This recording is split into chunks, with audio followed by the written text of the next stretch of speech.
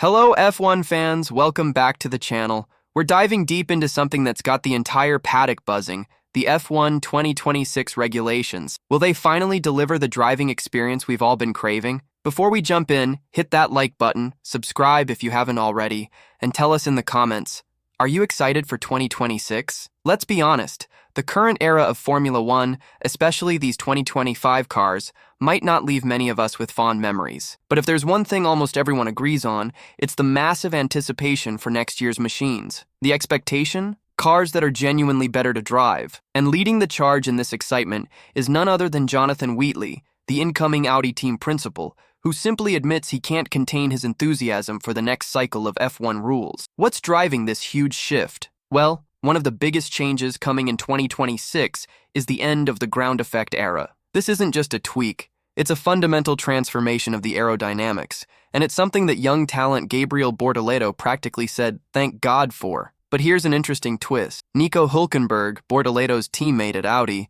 confessed that he'll actually miss the current 2025 cars. A fascinating contrast, right? However, despite their differing affections for the present, both drivers, along with Wheatley, seem to agree on one crucial point. The overwhelming impression is that 2026 will indeed bring a change for the better in terms of pure drivability. Wheatley himself articulated this at a press conference held during the F1 season finale in Abu Dhabi. He passionately stated, "I can't contain the excitement." And then he gave us a fascinating insight into the current driving experience versus what's coming. The feedback I received from the drivers is that this is a car you can drive. With these current ones, you enter the corner, hope it works out, and get out. Then try to figure out if everything went well. Imagine that, hoping your multi-million-dollar F1 car makes it through a corner. That alone speaks volumes about the current challenges and the desire for something more predictable, more engaging. Wheatley's personal excitement isn't just about the regulations themselves, it's also deeply tied to the Audi project. He declared,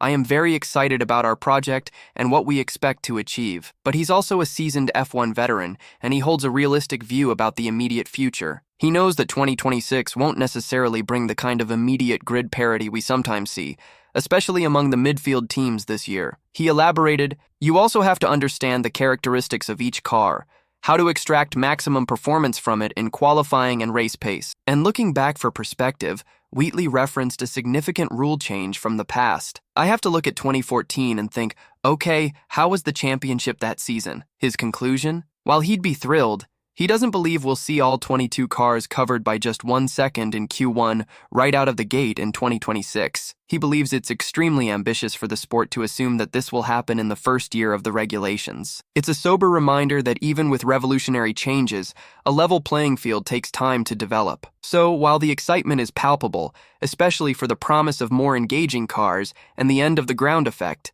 the initial stages of 2026 might still see some significant performance gaps. What do you think? Will the 2026 regulations live up to the hype? Let us know your predictions in the comments below, and don't forget to hit that subscribe button for more F1 analysis.